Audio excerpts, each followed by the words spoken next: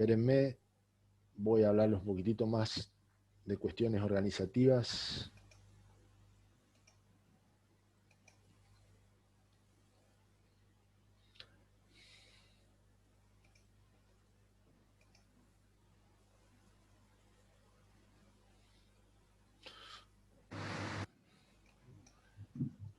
Bueno.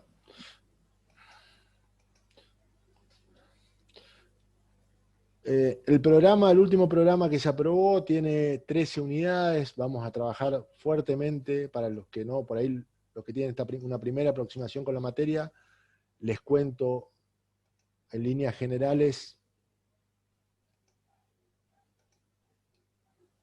de qué trata nuestra materia. En el programa vigente ustedes se van a encontrar con 13 unidades, de las cuales 10 corresponden a derecho administrativo y 10 corresponden a derecho constitucional y 10 a derecho administrativo. Vamos a tener una introducción a la teoría general del derecho constitucional y el derecho público, luego vamos a trabajar sobre los derechos y las garantías, y después sobre la organización del Estado. Paralelamente, vamos a trabajar en las dos comisiones, tanto la B como la C, con el derecho administrativo. Vamos a ir mechando, mientras vamos viendo unidades de derecho constitucional, el derecho administrativo, para que no sean dos compartimentos estancos, sino que ustedes los vayan vinculando de alguna manera y tratando de integrar esos contenidos que están tan relacionados. Les recomiendo la lectura del programa. Para arrancar a entender la materia, sí o sí arranque mirando el programa. Tenía una filmina, me parece que no se perdió, donde hablaba de la bibliografía. Bibliografía necesaria para la cátedra, primero y principal, que cuenten con una constitución, parece de perogrullo, pero es verdad, una constitución nacional, en lo posible que tenga los tratados internacionales de derechos humanos incorporados, o si no, mínimamente una constitución nacional de las cortitas que hay, y consíganse o imprímanse una Convención Americana de Derechos Humanos o Pacto San José de Costa Rica. Sí o sí vamos a trabajar con esos dos instrumentos. Constitución Nacional y Pacto San José de Costa Rica, y si tienen una constitución con todos los tratados, mucho mejor, porque podemos sacarle más jugo a esa obra. Segundo, Constitución de la Provincia de Misiones. Vamos a trabajar permanentemente vinculando los contenidos de la Constitución Nacional con la Constitución de la provincia. Si hubiera algún compañero alguien que sea de la provincia de Corrientes, también podríamos trabajar con la provincia de Corrientes, o le permitiríamos que nos aporte datos de la Constitución de Corrientes. Bienvenido para tener una mayor visión del derecho constitucional provincial. Pero como regla general trabajamos con Constitución de Misiones y de la Nación. Así que traten de tener esos dos textos a mano para ir estudiando la materia. Después, respecto a los textos en particular, la cátedra en este contexto de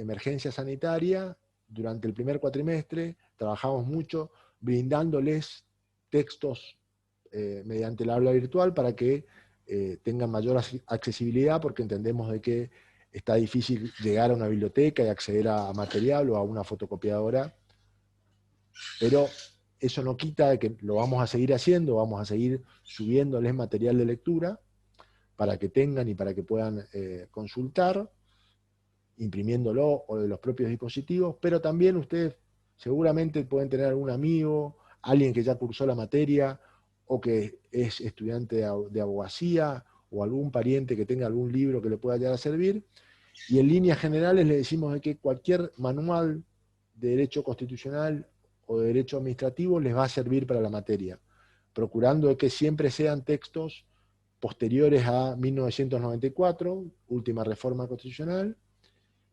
y mientras más actualizados mejor. Pero en líneas generales cualquier texto, cualquier manual les puede llegar a servir. No les recomendamos de ninguna manera que estudien de algún apunte de algún compañero o de algún apunte general que consigan por ahí, porque suelen tener errores y suelen ser bastante breves en sus explicaciones o en su desarrollo para entender debidamente la materia. Entonces, yo les recomiendo que vayan a algún texto. Lo mismo con las guías de estudio que se suelen comercializar y que circulan por ahí, tienen la misma deficiencia, son muy escuetas, muy breves, tienen algunos errores de sistematización o de conceptos, y la verdad que es mucho mejor, mucho más rico para ustedes estudiar de un texto, de un manual que es más claro y mejor explicado. Así que para ello pueden ocupar desde el manual de la Constitución Reformada de Vidar Campos, el manual de Sapsay, el manual de Midón, todos textos que son disponibles en la biblioteca de la facultad y que suelen estar en cualquier fotocopiadora cercana a la facultad. El libro de Ekmejian, el manual de Ekmejian, o la Constitución comentada de Ekmejian, la Constitución comentada de Susana Cayuso, o de María Angélica Geli. También pueden ocupar un libro de Quiroga Lavie, muy interesante, que está en la biblioteca. Y vamos a ocupar en la unidad de régimen tributario, la unidad 7, un texto que se ocupa mucho en la facultad, en otras materias, que es un libro de Villegas, curso de Derecho Financiero y Tributario, de Héctor Belisario Villegas, que lo pueden encontrar en algunas ediciones no tan nuevas, pero útiles, en internet. Está en PDF ese libro, y la mayoría de los libros están en PDF también en internet, así que si los buscan un poco, los pueden encontrar para tenerlos a mano y estudiar.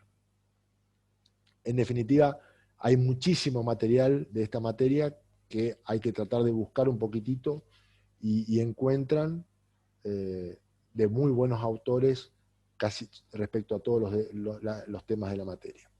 Traten de ir a los libros, chicos, es un buen ejercicio para estudiar.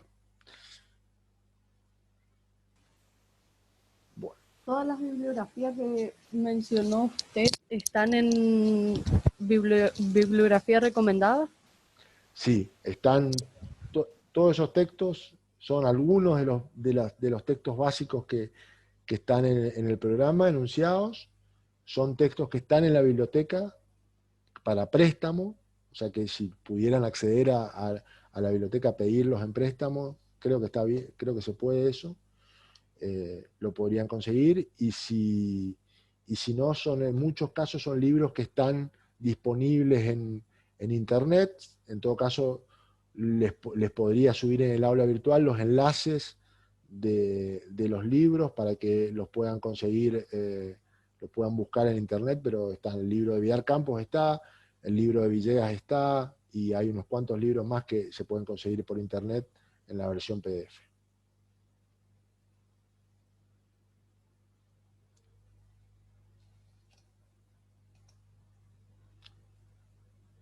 Bueno, perfecto. Bueno, la idea de esta primera reunión es darles un pequeño pantallazo general de lo que va a ser nuestra materia, y en particular de lo que sería, de lo que vamos a tratar de trabajar y que ustedes se lleven de estos 4 meses o un poco menos de cursada. Como ustedes saben, esta es su segunda materia de Derecho en el ciclo básico. Estamos en segundo año, y es una materia de Derecho que es totalmente diferente a la materia anterior que ustedes vieron, que es Derecho Privado, y es una materia propia del derecho público, que trata de ver las funciones y el rol del Estado dentro de un Estado democrático, de una sociedad democrática. Entonces vamos a tratar de conceptualizar para qué sirve un Estado y para qué sirve el derecho dentro de una sociedad democrática. Yo acá les armé un pequeño gráfico que trata de desarrollar en cierta medida los grandes temas o las grandes áreas que vamos a tratar de de desplegar en este cuatrimestre, poniendo el foco o poniendo el centro de nuestro análisis siempre en la persona, en la importancia del sujeto dentro de una sociedad y el respeto de su dignidad y su libertad. Entonces nosotros vamos a centrarnos en eso para estudiar cómo, a través de diferentes institutos y a través de diferentes organizaciones, se establecen los mecanismos o las formas de garantizar, de proteger y de tutelar debidamente a esa persona humana. Y cómo ese sistema creado por el constitucionalismo, o esa idea creada por el constitucionalismo, se fue perfeccionando con el transcurso de los años para proteger de mejor manera a esa persona humana y a esa dignidad y a esa libertad. Entonces, partiendo de ese concepto, vamos a tratar de entender la función del Estado, primero que nada, como comunidad organizada de personas asentada en un territorio y con determinados fines, y cómo el derecho funciona como una suerte de regulador, coordinador de esa comunidad. Nos vamos a detener principalmente en ver, cuando vemos la organización del Estado, empezar a ver cómo se organiza uno de los principales elementos de ese Estado, que es el poder. Entonces ahí vamos a tener una primera unidad, una primera y segunda unidad de gran desarrollo de lo que podemos identificar como los elementos esenciales del Estado, las clasificaciones del gobierno, las clasificaciones del Estado, y vamos a empezar a ver cómo se distribuye, cómo se limita el poder del Estado. En esa ruptura que hubo en la sociedad con la Revolución Francesa y con la Revolución Norteamericana, básicamente lo que se hizo fue tratar de limitar el poder del gobernante y establecer la figura de una organización estatal más moderna y más respetuosa de la vida de sus integrantes. Y a partir de esa división de poderes y a partir de esa organización del poder es que surge la materia que nosotros vamos a estudiar, que es el derecho constitucional, como una rama específica dentro del derecho público del Estado, de un Estado. Ese derecho constitucional nos va a llevar a entender una idea, un concepto de limitación del poder a través de una suerte de pacto, una suerte de contrato ideal, ficticio, creado por la ciencia o ideado por la ciencia política y por el derecho, para tratar de garantizar ciertas reglas fundamentales o ciertas ideas fundamentales dentro de una sociedad que permitan que todos podamos desarrollarnos de manera con cierta armonía y podamos tener una vida en un marco de libertad y en un marco de respeto entre los diferentes sujetos de una sociedad. Eso, a grandes rasgos, es la constitución de un Estado. Esas suertes de cartas de derechos o pactos fundamentales en los cuales la sociedad se pone de acuerdo en un momento dado histórico determinado para establecer ciertas reglas mínimas de convivencia. Una suerte de un pequeño contrato, un pequeño acuerdo que podríamos identificar como, por ejemplo, un reglamento de propiedad de un edificio o un estatuto de una sociedad. Bueno, algo similar sucede con una constitución, pero a nivel mucho más macro, dentro de una sociedad, que empiezan a regular conductas no solamente presentes, sino también de generaciones futuras. En ese marco surge la idea de la existencia de un poder constituyente, que es representante directo del pueblo, de una sociedad determinada, que tiene una facultad fundamental y suprema y única, que es la de crear ese reglamento, esa norma básica fundamental, esa constitución, esa carta magna. Ese poder constituyente normalmente representa, o el ideal que tiene es representar de la mejor manera la voluntad de una sociedad y crear de una vez para siempre una constitución. Una vez que está creando esa constitución, está diciéndole a todas las autoridades futuras y a todas las generaciones futuras cómo van a tener, cuáles son los marcos o cuáles son las formas de acceder al poder, de mantener el poder y de regular las conductas de la sociedad. Está creando una figura de poder constituido o los poderes del Estado que podemos identificar como, en nuestro país, un presidente, un congreso y un poder judicial. En ese contexto, también se crean distintas herramientas para proteger o para validar, para mantener la vigencia de ese pacto fundamental, esa norma fundamental, que son las concepciones que vamos a ver como fundamentales o esenciales dentro de nuestra materia, que es el principio de supremacía de la Constitución, que nos dice que todos, incluso los gobernantes, están sujetos a cumplir con lo que dice la Constitución, y que si realizan un acto, cualquiera sea él, una norma, una sentencia o lo que sea, contrario a la Constitución, ese acto es inválido y tiene que ser desechado o tiene que ser dejado de lado dentro del ordenamiento jurídico de esa sociedad. Ese principio de supremacía se tiene que controlar de alguna manera, se tiene que garantizar de alguna manera, y para eso el sistema establece distintos mecanismos, distintas formas de controlar ese principio, y elige alguna autoridad o algún conjunto de personas que van a realizar ese control. Podemos decir que en nuestro país ese control es judicial, porque lo ejercen los jueces, quienes tienen en última instancia la palabra para ver si hay o no alguna vulneración de la supremacía constitucional. Hasta ahí tenemos en gran medida la teoría constitucional de los grandes tres presupuestos o fundamentos del derecho constitucional: el poder constituyente, la supremacía y el control de constitucionalidad. Pero con eso solo no tenemos mucho respecto a saber cuáles son las protecciones, cuáles son los ámbitos de libertad que nos garantiza esa convivencia armónica a través de un sistema constitucional. Entonces ahí vamos a empezar a estudiar, a ver cuáles son las necesidades que han tenido las sociedades con el transcurso del tiempo, y en virtud de ver cuáles son esas necesidades, vamos a ver cuáles son las formas de proteger esas necesidades esenciales. Entonces vamos a ver que empiezan a surgir la idea de proteger ámbitos o esferas de la libertad humana a través de el reconocimiento de lo que se conocen como derechos. Derechos entendidos como facultades, como atribuciones.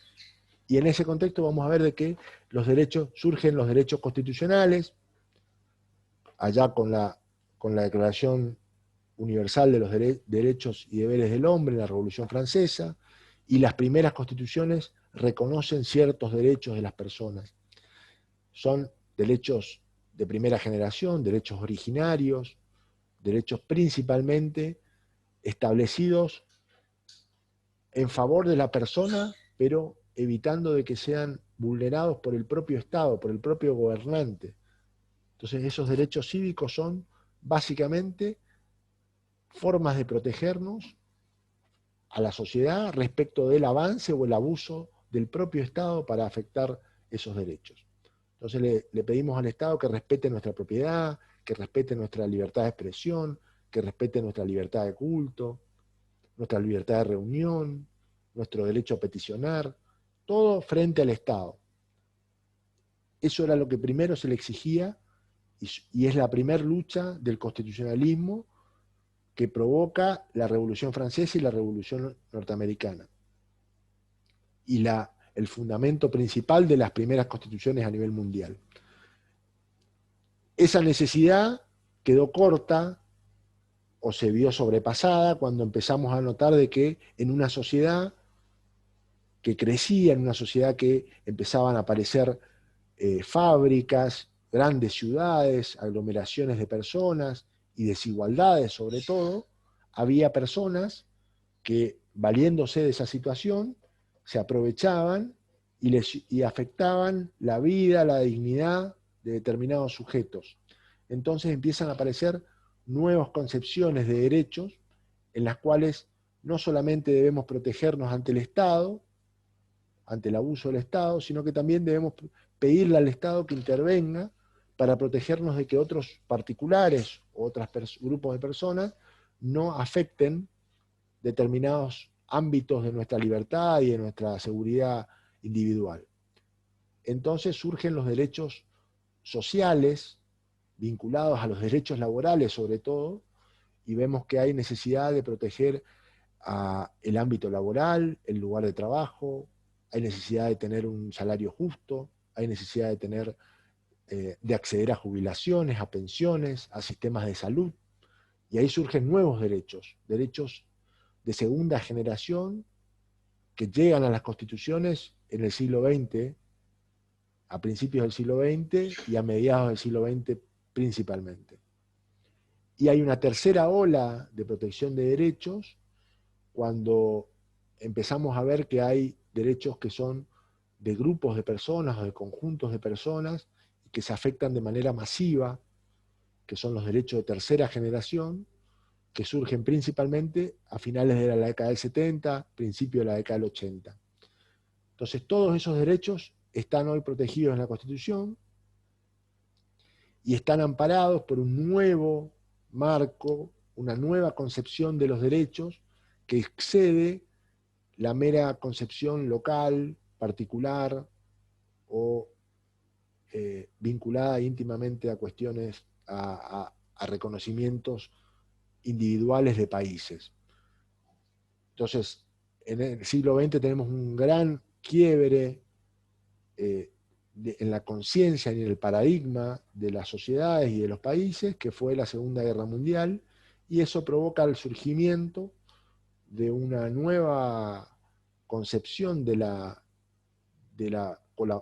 colaboración y cooperación internacional para proteger los derechos de las personas, que son lo que se conocen como el surgimiento de los tratados de derechos humanos,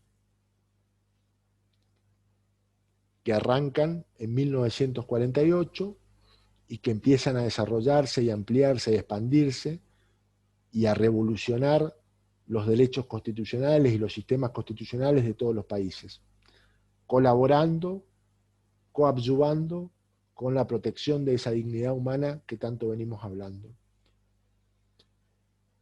Todos esos derechos constitucionales como derechos humanos van a estar jugando y alternándose en una sociedad de manera permanente, van a estar chocando y entrando en conflicto de manera permanente y van a exigir por parte del Estado una intervención regulatoria para tratar de garantizar de la mejor manera esos derechos. Entonces ahí vamos a ver cómo se regulan los derechos constitucionales y los derechos humanos para que no el reconocimiento de un derecho no signifique la vulneración desmedida de otros derechos constitucionales. Vamos a ver principio de legalidad, principio de razonabilidad como parte de esos derechos. Y ese análisis de los derechos humanos nos va a terminar vinculando con ideas de integración estatal, tanto en derechos humanos, tanto en materia económica y en materia social, y nos va a terminar dando una nueva visión de un Estado no tan soberano o no tan aislado como era el Estado del siglo XIX, principio del siglo XX, sino un Estado mucho más interdependiente de los otros Estados, de los organismos internacionales, que va a tener mucha influencia en cuanto a sus normas y a sus disposiciones por normas internacionales, por la costumbre internacional, que también opera como una fuente de derecho, todo lo que en definitiva termina afectando o limitando el accionar de las autoridades de cada Estado. Todo esto lo vamos a ver cuando veamos derecho constitucional Y en particular, cuando veamos derecho administrativo, vamos a estar sobre la parte inferior de este cuadrito, hablando de división de poderes, hablando de división de funciones, y nos vamos a ocupar de una de las funciones del Estado particularmente, que es la función administrativa, que es una tarea permanente que realiza el Estado, de realización constante, continuada de la función pública y del fin público, y que tiene que tener alguna limitación para que no termine afectando a los intereses de los particulares.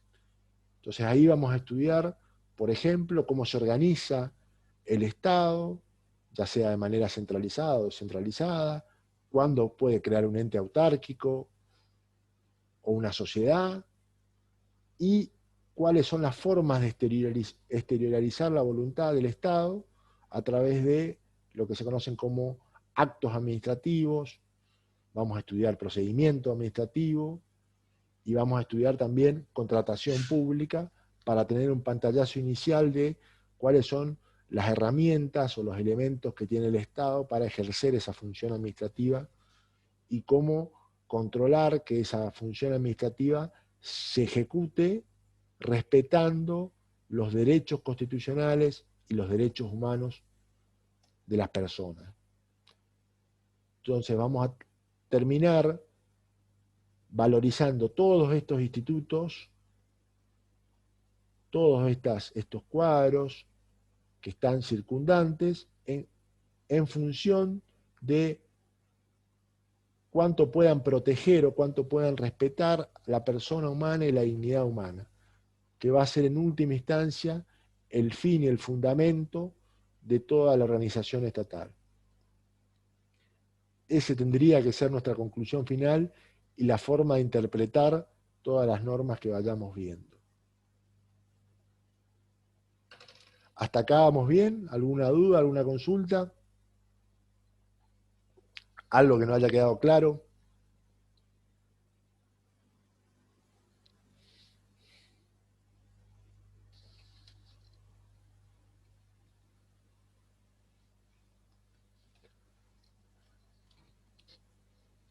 Me gustaría darles, para tratar de cerrar este primer encuentro, dos conceptos, dos ideas sobre derecho constitucional y derecho público, y cuál va a ser cuál vamos a tratar de que sea la visión que se lleven ustedes de la interpretación del derecho constitucional y del derecho público en particular.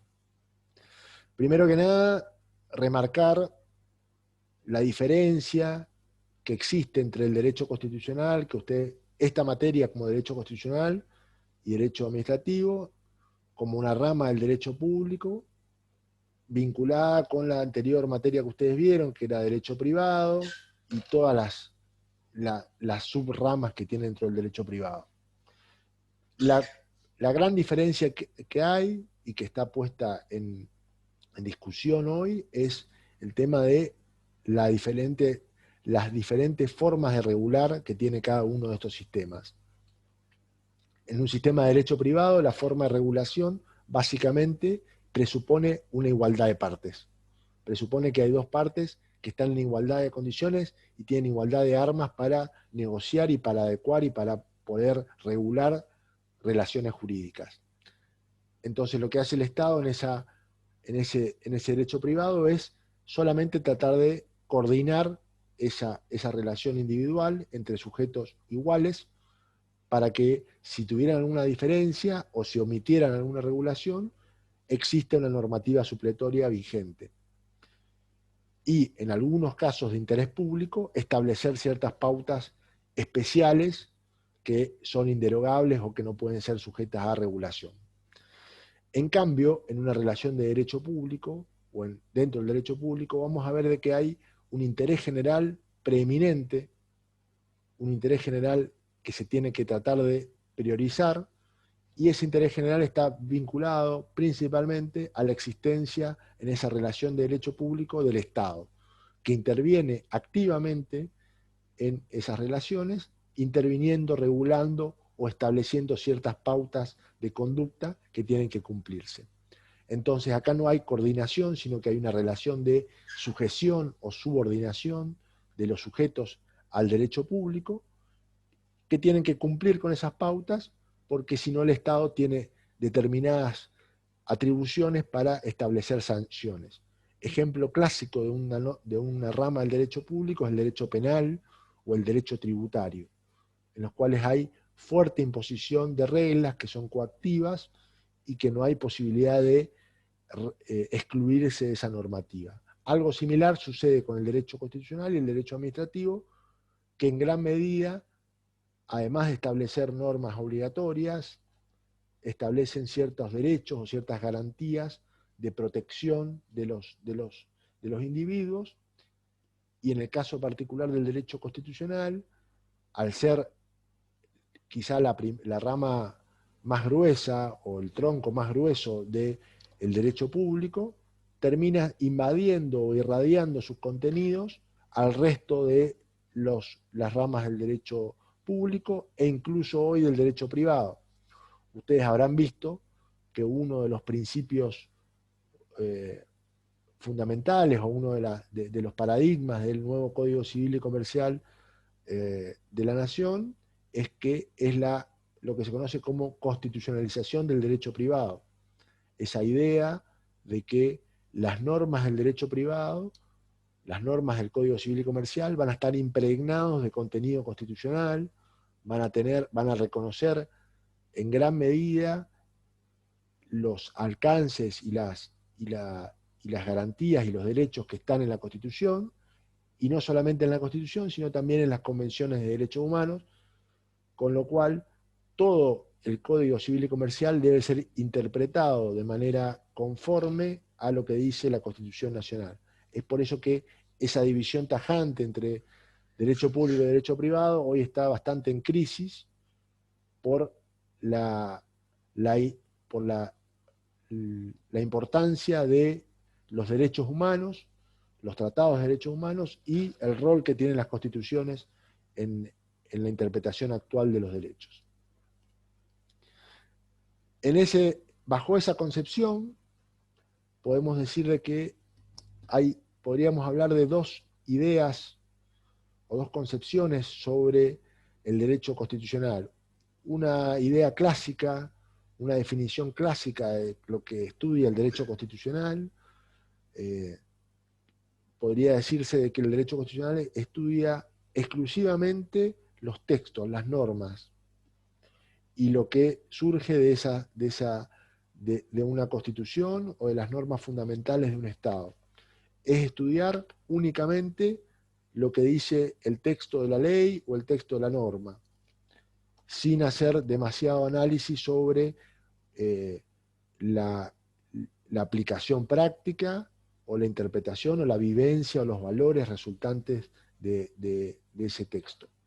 Esa es una concepción bastante restringida, bastante antigua del derecho constitucional, pero es, digamos, con la concepción que tuvo mayor relevancia, principalmente durante toda la etapa del siglo XIX y gran parte del siglo XX. En una concepción más actual, más moderna, vinculada con una idea de lo que se conoce como neoconstitucionalismo y fuertemente influenciada por esa idea del derecho internacional de los derechos humanos, el derecho constitucional no solamente estudia normas jurídicas, sino que estudia un conjunto de instituciones fundamentales de un Estado, estén o no estén incluidas dentro de un texto constitucional, y el funcionamiento o el conjunto de instituciones políticas fundamentales de un Estado. O sea que estudia mucho más que una norma, sino la organización fundamental o las normas fundamentales de un Estado y el reconocimiento de determinados derechos o garantías fundamentales.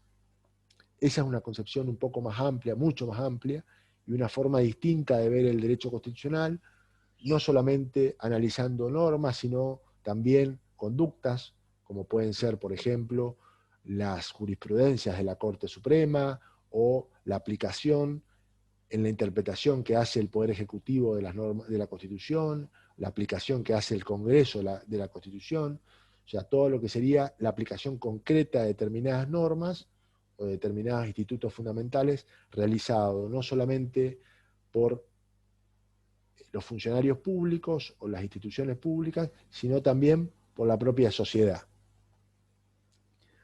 Eso nos implica o eso nos lleva a estudiar el derecho constitucional, las normas de las constituciones, siempre desde tres aspectos, tres unidades inseparables, que son la norma jurídica, los actos o los hechos, la parte fáctica, y los valores vinculados a esas normas. Cualquier instituto, cualquier constitución, cualquier organización fundamental de un Estado presupone el establecimiento de determinadas reglas. Esas reglas suelen estar previstas a través de algo que se conoce como una norma jurídica, con una estructura que vamos a identificar como una norma jurídica, que puede variar según qué tipo de norma jurídica es, pero básicamente establecen ciertas reglas de conducta y eventualmente alguna sanción por incumplimiento.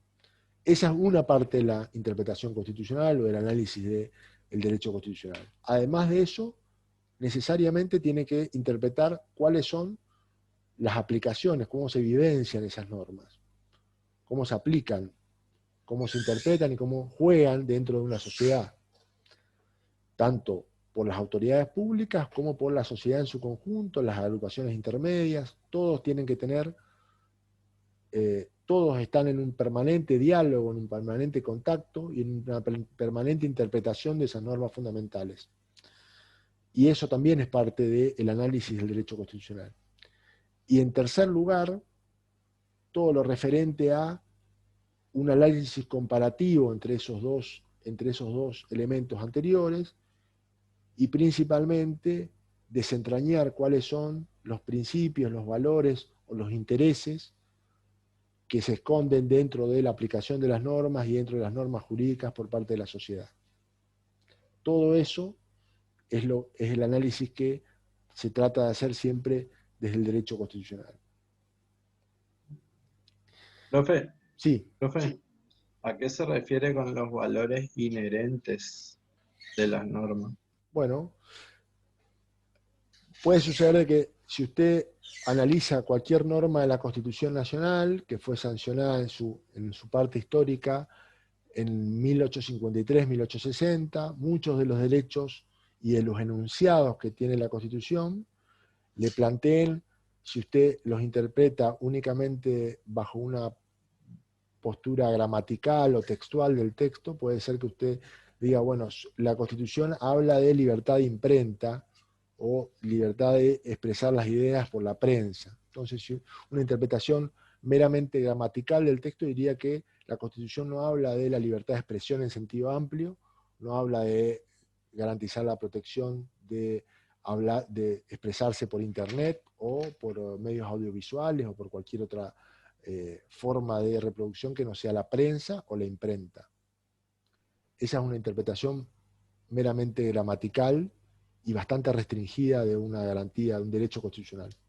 Si usted se pone a analizar esa misma norma respecto de cuáles son los valores que trata de establecer, va a visualizar de que la prioridad o la protección de la prensa, de la imprenta, en aquel momento histórico estaba vinculado más que nada principalmente a el mecanismo, la herramienta preponderante en aquel momento para hacer política, para hacer expresión de ideas dentro de una sociedad democrática del siglo XVIII, ¿no es cierto? Entonces, tener una imprenta y expresar ideas políticas o de interés público dentro de la prensa era una forma de garantizar una sociedad democrática en aquel momento.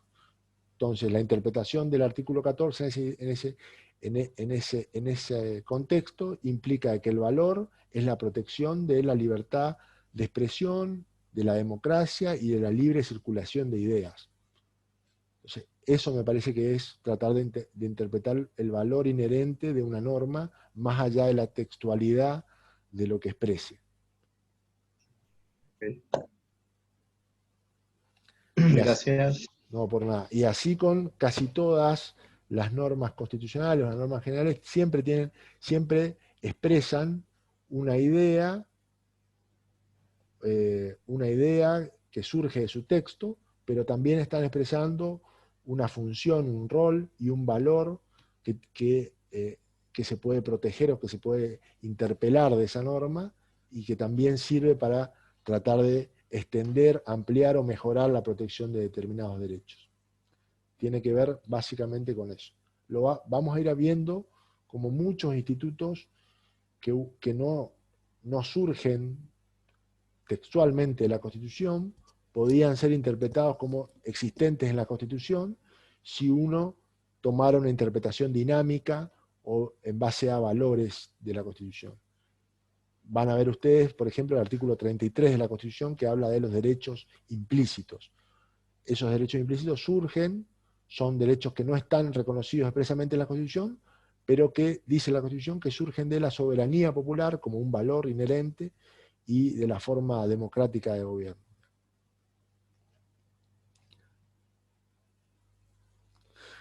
Volviendo, una definición actual o moderna del derecho constitucional que me parece interesante es una definición que da Horacio Rosati, que es profesor de Derecho Constitucional y uno de los miembros actuales de la Corte Suprema de Justicia de la Nación, que nos habla de que el derecho constitucional se ocupa de el análisis jurídico de las relaciones de poder de un Estado, abarcando tanto su diseño institucional como los derechos, obligaciones y garantías vinculados en ese diseño.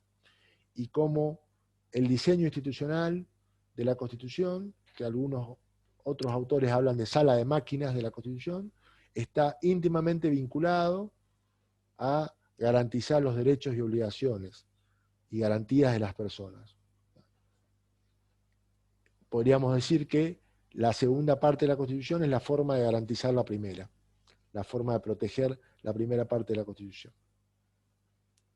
Mario Midón tiene un concepto similar, pero habla más bien de que el derecho constitucional, si ustedes toman el manual de derecho constitucional de Midón, y Sapsay también lo cita, habla de que el derecho constitucional estudia el fenómeno jurídico politizado. Quiere decir Midón en esto de que el derecho constitucional se ocupa de la vida, de un sector o un segmento de la vida política de un Estado, analizando cuando la política se juridiza, o sea, la lucha política se transforma en normas y eso convierte algo a una parte de la vida política de interés del derecho constitucional. En definitiva, Profesor, sí, perdón, ¿podría por favor volver a explicar la definición de Rosati? sí, cómo no. Rosati nos dice que el derecho constitucional se ocupa principalmente de estudiar las relaciones de poder que hay dentro de una sociedad.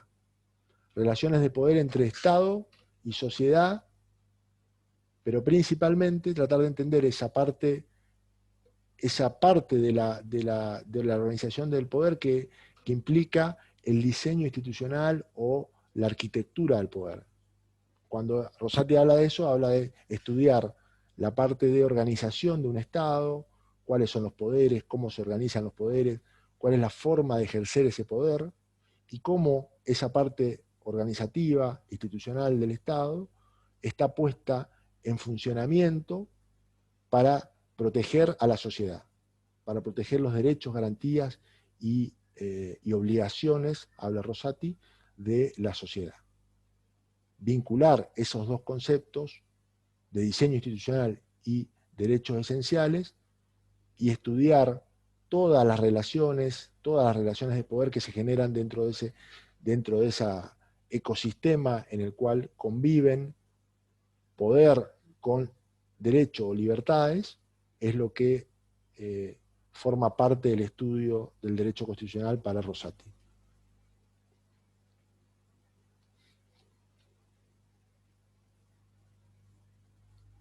No sé si quedó clara la respuesta. Sí, muchas gracias. Bueno. Les decía que la definición de Midón es interesante porque nos habla de el derecho constitucional dentro de la ciencia política o dentro de la vida política del Estado, y nos menciona de que se ocupa de una parte, un sector de la actividad política cuando esa libertad política se vincula o se establece mediante reglas, se regula a través de un ordenamiento jurídico. A partir de ahí se ocupa el Estado, se ocupa el derecho constitucional de analizar esas normas jurídicas que regulan la actividad política. Y en definitiva, lo que nos dice, lo que dice Midón es que ese estudio del derecho constitucional trata de ver esa permanente lucha que existe dentro de una sociedad y dentro de lo político en particular, por una lucha entre el poder, la noción de poder y libertad. Cuanto más poder tiene un Estado, más chico, o sea, más disminuida es la libertad de la sociedad. Y cuanto más libertad existe, seguramente es más disminuido el poder del Estado. Existe ahí, según palabras de Midón, una lucha permanente, una suerte de péndulo que es analizado y visualizado por el derecho constitucional, tratando de regular y analizar esos distintos vaivenes dentro de una sociedad en cuanto a mayor poder, menor libertad, mayor poder. Villar Campos habla de esos tres ámbitos de estudio: normativo, fáctico y axiológico. Es el primer autor y el que más desarrolla esa materia. Si van al libro de Villar Campos van a encontrar claramente esa idea de estudiar las normas primero como norma, luego como aplicación práctica de la norma y luego como representación de valores o de ideas generales. Les recomiendo ese libro. Y finalmente, siempre que se habla de una rama del derecho, siempre se está hablando de que tiene que tener alguna suerte de, tiene que tener principios especiales o normas especiales que garanticen, no que garanticen, sino que establezcan una especialidad respecto a otras normas o otros institutos. Bueno, los principios que podemos identificar como principios genéricos y exclusivos del derecho constitucional, podemos enunciar que son estos 6 que están aquí y que que expresan la necesidad de su estudio y la necesidad de su estudio y la necesidad de que sus normas sean analizadas de manera diferenciada respecto a otras materias jurídicas. En primer lugar, la idea de la fundamentalidad.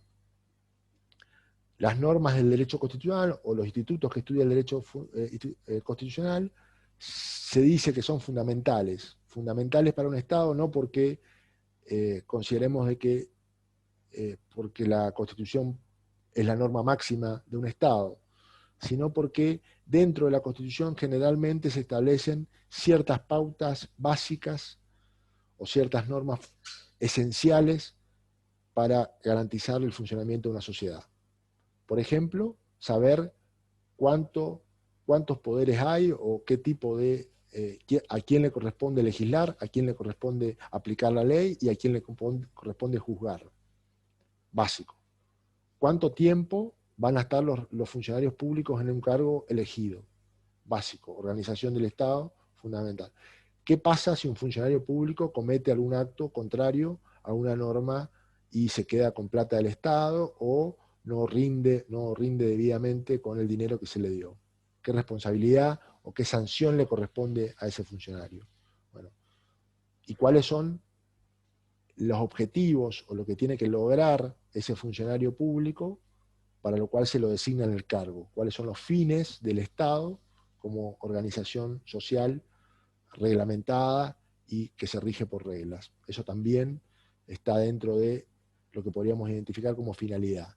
Esos 4 ítems, la forma de organizar el poder, la forma de distribuir el poder, la responsabilidad por el uso del poder y la finalidad para la cual tiene que estar encaminado el uso del poder, son todas cuestiones que hacen a la fundamentalidad de las normas constitucionales o las normas que interesan al derecho constitucional.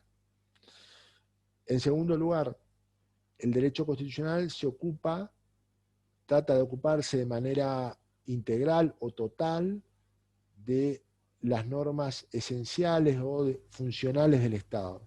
Trata de ver de manera integral o completa un conjunto de institutos que son dispersos y bastante amplios y que funcionan de manera transversal a todo el ordenamiento jurídico.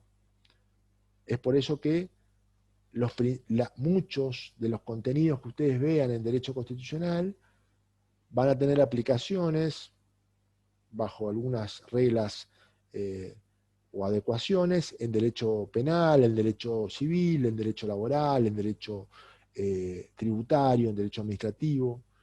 El derecho constitucional fija pautas de aplicación o principios de aplicación que tienen especial importancia en todas las ramas del derecho y en todas las actividades del Estado. Tercero, las cláusulas constitucionales requieren un consenso esencial para ser sancionadas, un consenso particular, y eso hace que muchas veces se trate de fijar esas pautas mediante normas bastante amplias, generales, y que tengan con esa amplitud, generalidad y en cierto sentido vaguedad, en el sentido de que son poco precisas y son bastante breves o simples de leer. Esas normas tienen una vocación de perdurabilidad, para que no necesariamente estemos peleando todo el tiempo para reformar una constitución o para modificar una norma constitucional.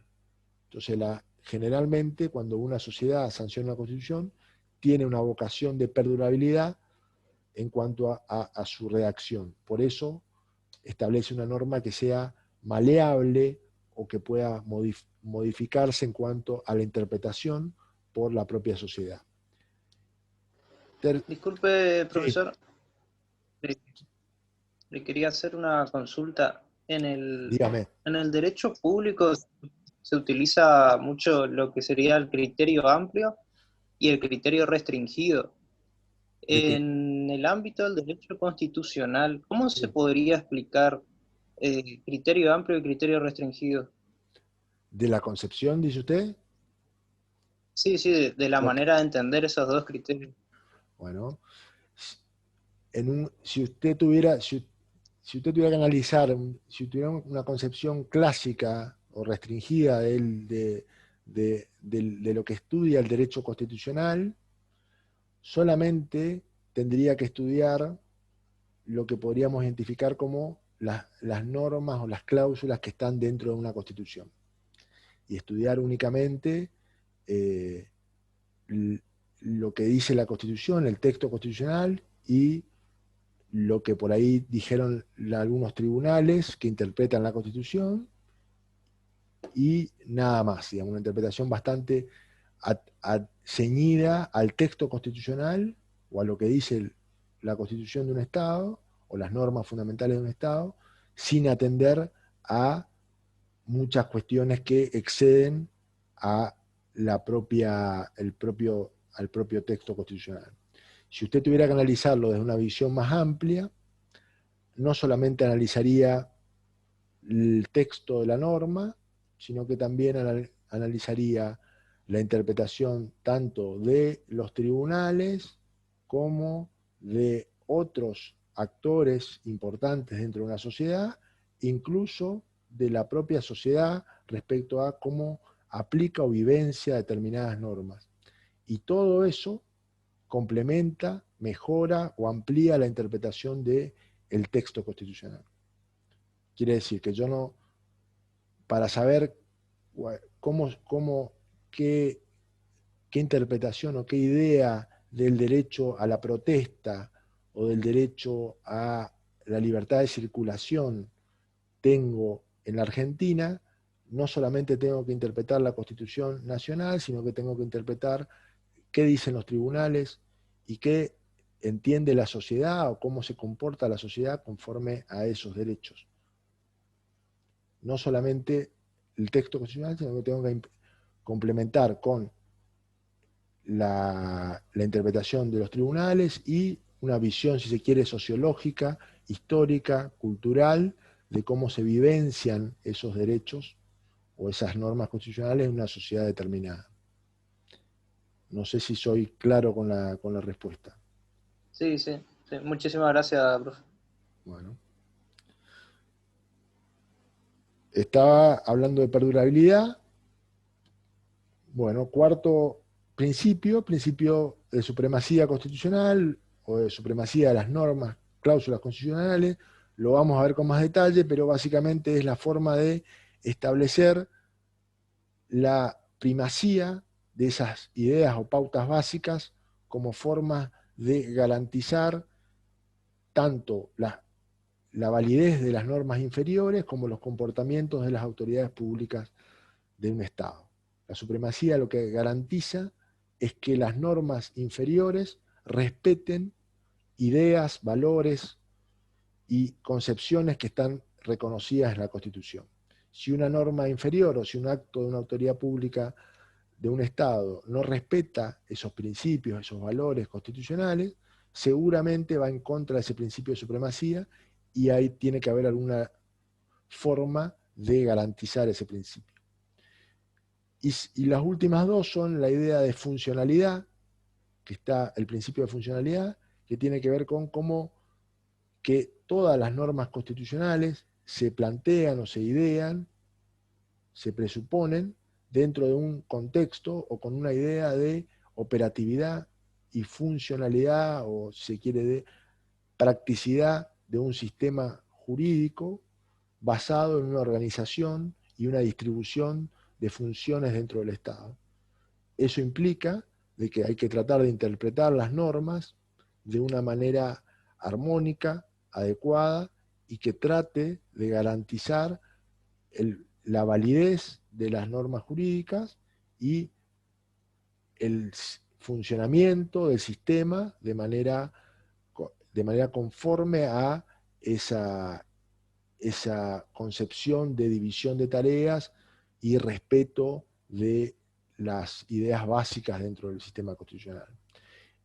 Y finalmente, no podemos no olvidar de que si todo lo que hablamos, toda constitución y toda norma constitucional tiene una suerte de techo ideológico, una suerte de valores inmanentes, nuestra Constitución está impregnada de diferentes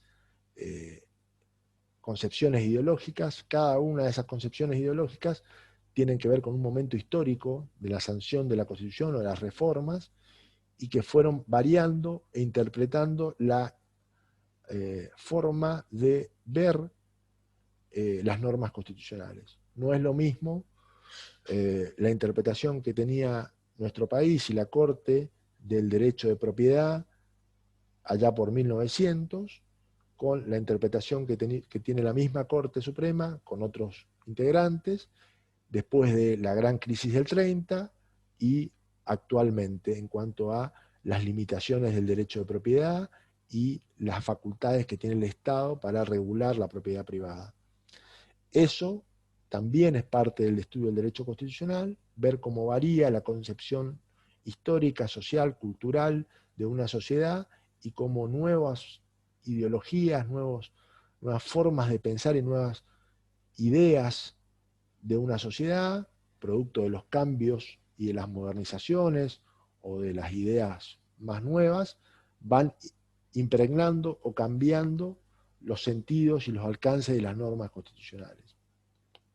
Todo eso forma parte de una suerte de cóctel o combo que tiene que ver con los principios esenciales o las formas de entender o lo que fundamenta o establece en cierta medida, justifica en cierta medida el estudio del derecho constitucional. Bueno, Dejamos acá, me parece, la reunión de hoy, que ya avanzamos un poco bastante.